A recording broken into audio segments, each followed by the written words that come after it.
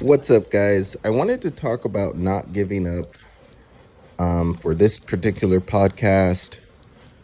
In my own business pursuits and ministry pursuits, I can sometimes run into snags where, I feel like, man, how am I going to accomplish, what God has placed in my heart? And so many challenges can come into play. One of the things that, you know, we can really use to our advantage is time. When you live for eternity, you can really put into perspective some of your problems. And, I think that many of us sometimes wonder, hey, is this the right, avenue? What's the right avenue to reach my goals? And I know I've had moments where I'm really sure about what I want to do. And then there's other moments where I start to doubt those plans. And, I think it's important to not give up on your plan, but maybe make certain adjustments, make certain, changes to how you're planning on solving your issue of, what your goals are, and I like to keep my goals, visually before me. That's why I have my website up, and, I kind of have some of the goals that, I've had, and I have those up there where I can look at them. But then sometimes I realize that I lack something that, helps me to reach my goal. One of those could be how to start a business, or where to get the money from, or where to, get the resources or the people, your team, all those things, I think can take time. And when pursuing these things, we don't have to give up on our dream, even when it's too hard. Now, I recommend, when you're putting your faith and trust in Jesus Christ, then you figure out the time factor where you can realize that you have an eternity to really accomplish your goals. And you see the people of the world, they don't think like that. They think, oh, I got to do everything before I die. And, I find it more relaxing to just have an eternity perspective. Now, I do think there are some priorities that take place here in this life. For example, preaching of the gospel. If your ministry involves preaching the gospel, and especially to the unreached people groups, then, yeah, there's more of a fire under your feet where you're like, I need to get this gospel out to the people that haven't heard it. Now, I think there's some innovative ways to do that.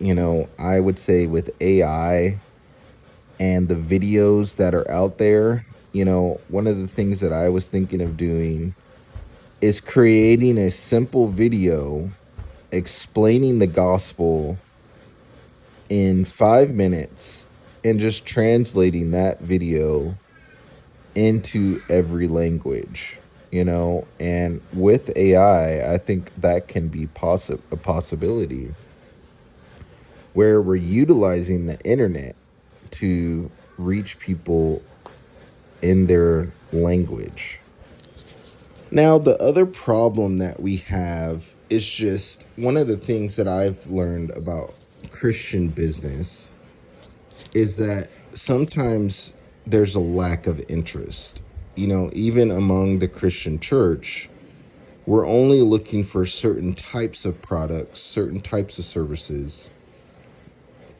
And maybe I'm wrong about this, but, you know, I believe that, we in the Christian business realm have to overcome the challenge of, you know, getting people interested in Jesus, getting people interested in the Bible.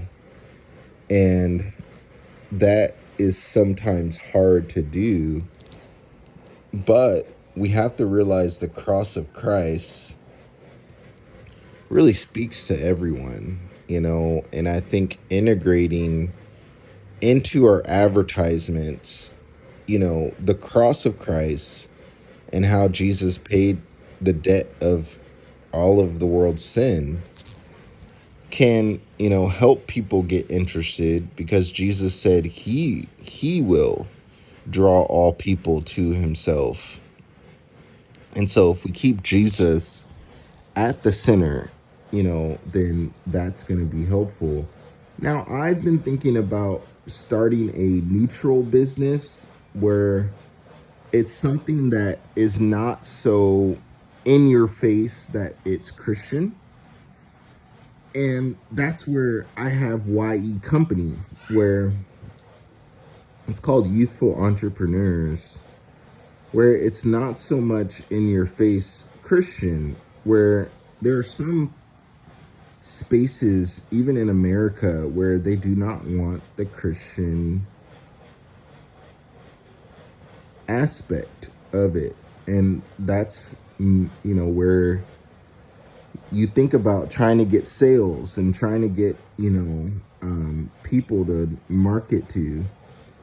Well, I've been thinking about trying to reach people in a not so obvious way all the time. And then there's people that are Christian that just go into business, starting a coffee shop or starting, if you want to get into business, there's many businesses that you can start that, don't have anything to do with Jesus. But, one of my goals is to really keep, for my company, keep the evangelistic part of it intact, because I think that's kind of one of the foundational reasons of, why we should go into business, is to spread the gospel and not just to make money or to provide for yourself and your family. Now, I do think business, there's great businesses that, it's just offering a great product, and I don't think business always has to have the name Jesus behind it, because you're also given a mandate by God to provide for yourself and your family, and to have money to give to the poor. And so I think that if I feel that, a Christian business is not, gonna make it in this economy, it might be wiser for me to start more of a neutral, non-evangelistic ministry or business. And I've been thinking about what I would want to start, for the sake of business. And I have some idea about that. But I would say for me, it's kind of a slow motion for my life, that, we have to be determined to not give up and to pursue our goals and the things that God has placed in our heart. I think that there's a process to everything, and we can utilize the process to our advantage when we take it in light, when we take light of eternity and think about, no, I don't need to try to gain the whole world when starting business or ministry. I just need to make an impact and, reach my community, reach the people that I can. And that's one of my goals. Now, your goal could be to gain the whole world, but I believe Jesus equates gaining the whole world to losing your soul, and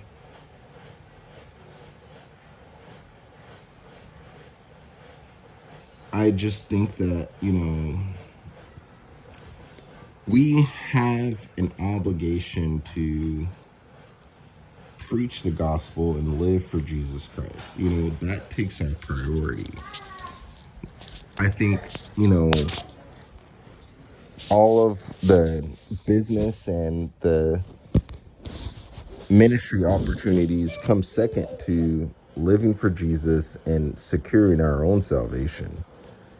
So, thanks so much for listening to this podcast. Hopefully this was helpful to someone, and I'll talk to you later.